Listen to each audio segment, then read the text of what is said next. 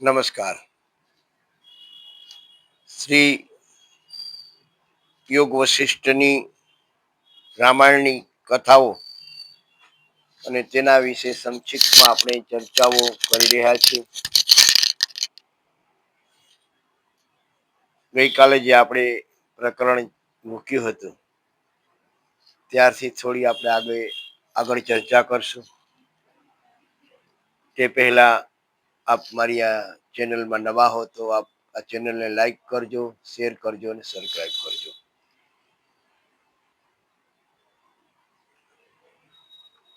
આપણી ચર્ચા ચાલે છે શ્રી યોગ વશિષ્ઠ નિર્વાણ પ્રકરણના ઉત્તરાર્ધની, જેમાં વાત ચાલી રહી છે ભૂષંડીજી એટલે કે કાક ભૂષંડીજી અને વિદ્યાધરનો પ્રસંગ, જે થોડા ઉપદેશથી એના ચિત્તમાં મોટો ફેરફાર થાય છે અને એને સમજાય છે કે જીવ મુક્ત અને વિદેહ મુક્ત અહંકાર નાશ પછી સંસારની પ્રાપ્તિ થતી નથી. આ વાતને થોડી વિસ્તારથી સમજીએ કે એક દિવસ વિદ્યાધર દિવ્ય શક્તિ ધરાવતો દેવ પુરુષ હતો. તેની પાસે શક્તિ, વૈભવ્ય, આયુષ્ય, વિદ્યા બધું હતું, પણ મનમાં શાંતિ ન હતી. એને એક પ્રશ્ન સતાવતો હતો કે હું બધું ધરાવું છું, છતાં મન ખાલી કેમ રહે છે. પછી તે એક સમય ભૂષંડી પાસે આવે છે અને કહે છે કે મહારાજ, મને શાંતિ કેમ નથી મળતી? ત્યારે તે કહે છે ભૂષંડીજી કે તું પોતે કોણ છે તે તું જાણતો નથી. વિદ્યાધર કહે, હું તો વિદ્યાધર છું, દેવલોકમાં રહું છું. ત્યારે કહે છે કે તું વિદ્યાધર નથી, તું ચેતન તત્વ છે. આ સાંભળીને વિદ્યાધર વિચારમાં પડી ગયો. તે વિચારવા લાગ્યો કે હું શરીર નથી, હું મન નથી, હું ઇન્દ્રિય નથી, તો હું કોણ? આ વિચાર કરતા કરતા તેનું મન શાંત થવા લાગ્યું અને ધીરે ધીરે તેને શાંતિનો અનુભવ થવા લાગ્યો. અહીં કાકભૂષણજી કહે છે ખૂબ મહત્વની વાત. કાકભૂષણજી એમ કહે છે કે ચિત્ત શુદ્ધ હોય તો થોડા ઉપદેશથી જ જ્ઞાન થઈ જાય, પણ શરત માત્ર એટલી કે તમારા ચિત્તની શુદ્ધિ હોવી જરૂરી છે.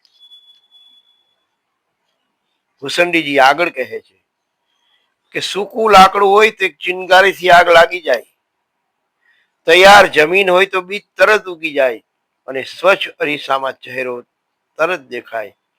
એમ શુદ્ધ ચિત્તમાં થોડુંક જ્ઞાન મોટો પ્રભાવ કરે છે. અને આ પછી વિદ્યાધર વૈરાગી થયો અને એને જ્ઞાન પ્રાપ્ત કર્યું. આ પ્રસંગનો ઉપસાર એ છે કે મુક્તિ માટે બહુ શાસ્ત્ર નહીં, પરંતુ શુદ્ધ ચિત્ત અને સાચો ઉપદેશ જરૂરી છે. જીવ મુક્ત અને વિદેહ મુક્ત અહંકાર નાશ પછી સંસાર પ્રાપ્ત થતો નથી.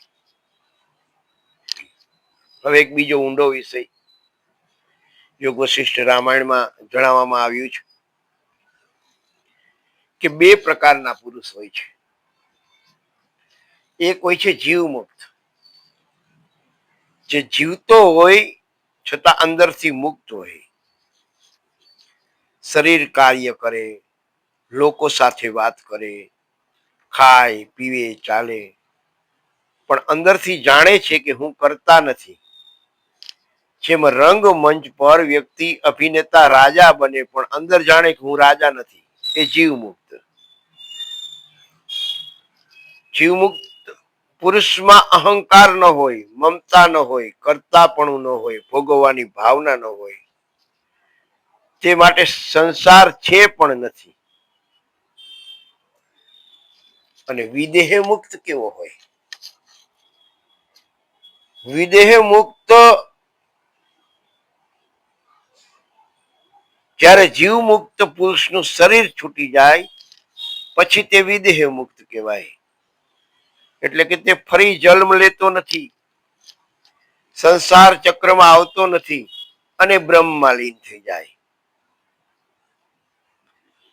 તો યોગ વશિષ્ઠની સૌથી મોટામાં મોટી જો કોઈ વાત હોય તો એ છે સંસારનું મૂળ અહંકાર છે. અહંકાર એટલે હું શરીર છું, હું કરતા છું, આ મારું છે, હું સુખી છું, હું દુખી છું. જ્યારે આ હું તૂટે ને ત્યારે સંસાર તૂટે. જેમ સ્વપ્નમાં તું ભિખારી હો, જાગે પછી ભિખારી પણ ખતમ, એમ જ્ઞાન આવે ને પછી જીવ પણ ખતમ. યોગ વશિષ્ઠ એમ સમજાવે છે કે અહંકારનો નાશ થયા પછી જીવને ફરી સંસાર મળતો નથી. કારણ કે કરતા નથી એટલે કર્મ બંધાતું નથી, કર્મ નથી એટલે જન્મ થતો નથી,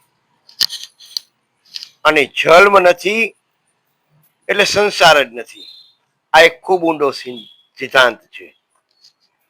અને આ ચર્ચાનો આખો વાતનો સાર જો આપણે સમજીએ તો એમ કહી શકાય કે ચિત્ત શુદ્ધ હોય તો થોડા ઉપદેશથી જ્ઞાન થાય, જ્ઞાનથી અહંકાર નાશ થાય, અહંકાર નાશથી કરતા પણ જાય, કરતા પણ જાય તો કર્મ બંધાતું નથી, કર્મ નથી તો જન્મ નથી, જન્મ નથી તો સંસાર નથી, અને એ જ છે મુક્તિ. અહંકાર છે ત્યાં સુધી સંસાર છે, અને અહંકાર ગયો એટલે મુક્તિ. યોગ વશિષ્ઠ મહારામાયણમાં ખૂબ અદ્ભુત ગ્રંથ, જેમાં માનવ જીવનના મૂલ્યોની અદ્ભુત વાતો આવે છે. જેમાં તો આવે છે ચિત્તની કલ્પના, બ્રહ્માંડ, અનેક બ્રહ્માંડ, સ્વપ્ન, સ્વપ્નની જાગૃતિ, સમય અને કલ્પના, જીવ અને બ્રહ્મ એકત્વ. મૂળ યોગ વશિષ્ઠ નું તમે વાંચન કરો રામાયણનું, એટલે મનમાં એક પ્રકારની શાંતિ ઉદ્ભવી જાય, માનસિક શાંતિ, જે આજે સમગ્ર જગતને જરૂર છે. કારણ કે બધે હું પણાનો ભાવ છે, મારું મારું છે ત્યાં સુધી બધે અશાંતિ છે. પણ એક વખત હું ને મારા પણ છૂટી જાય પછી પરમ શાંતિનો અનુભવ થાય. માણસ શાંત રહે, જગત શાંત રહે, વિશ્વ શાંત રહે, મનમાં નિર્મળ શાંતિ પ્રાપ્ત થાય.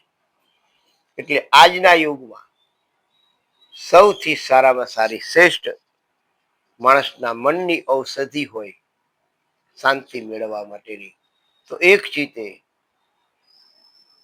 શાંતિથી વિચારી અને શ્રી યોગ વશિષ્ઠ મહારામાયણનું વાંચન કરો અને તેને સમજો. વાંચન કરવા કરતા યોગ વશિષ્ઠ સમજવું બહુ સારું છે. તેને સમજો, તેના એક એક શબ્દો ઋષિ વાલ્મીકીએ અને યોગ વશિષ્ઠે ભગવાન રામને આપ્યા છે. એ શબ્દો એટલા બધા સુંદર છે, એટલા બધા સમજવા લાયક છે કે એના જેમ શ્રીમદ ભગવદ્ ગીતા આપણને જીવન જીવવાનો સાર આપે છે, એવો જ સાર આ શ્રી યોગ વશિષ્ઠ મહારામાયણમાં મળે છે.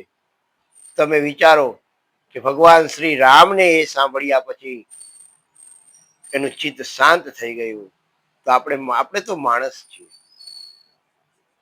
પરમ શાંતિનો અનુભવ, અને જે આજના યુગની ખાસ જરૂર છે, શાંતિ અને માનસિક શાંતિ, મનની શાંતિ, આ બધું આનાથી પ્રાપ્ત થાય. એટલે મારી એક આપ સર્વને વિનંતી છે કે જો આપને કોઈ પણ જગ્યાએ પ્રાપ્તિ હોય શ્રી યોગ વશિષ્ઠ મહારામાયણ, તો ત્યાંથી મેળવી, વાંચી, અને માત્ર વાંચવું જરૂરી નથી, તેને સમજજો. સમજી સમજીને જો ધીરે ધીરે ધીરે તમે તેને સમજતા જશો તો એક આખો ભાવ છૂટી જશે અને પરમ શાંતિ, મન શાંત, તમામ પ્રકારના પરમ સુખ એ વાંચ્યા પછી મનની અંદર ઉદ્ભવશે. કારણ કે સુખ ક્યાંય બહાર નથી, મનની અંદર જ છુપાયેલા છે. દાખલા તરીકે તમે કોઈ બસમાં બેઠા હો અને તમને ઠંડી લાગતી હોય તો તમે બસની બારીનો કાચ બંધ કરી દો, એટલે તમને એમ થાય કે મારી ઠંડી ઓછી થઈ ગઈ અને તમને સુખ થાય અંતરની અંદર. પણ તમારી બાજુમાં જે પેસેન્જર બેઠા હોય એને ગરમી લાગતી હોય એટલે એને તરત દુઃખ થવા માંડે.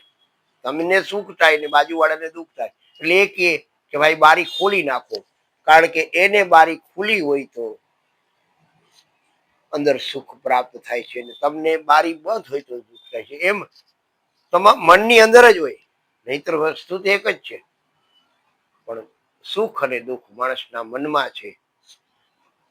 આ વસ્તુ શ્રી યોગ વશિષ્ઠ મહારામાયણ સમજાવે છે. આ પ્રકારની યોગ વશિષ્ઠની મૂળ વાત, મૂળ લખાણની વાત નહીં કરતા હું આપને સંક્ષિપ્તમાં એનો જે સાર હું સમજ્યો છું તે તમારી સમક્ષ રજૂ કરી રહ્યો છું. આશા રાખું કે આપને પણ આ ગમતું હશે અને મારી આ ચેનલને લાઈક કરજો, શેર કરજો, સબસ્ક્રાઈબ કરજો, એવી આશા સાથે ભગવાન શ્રી રામ આપ સર્વનું કલ્યાણ કરે. જય શ્રી રામ.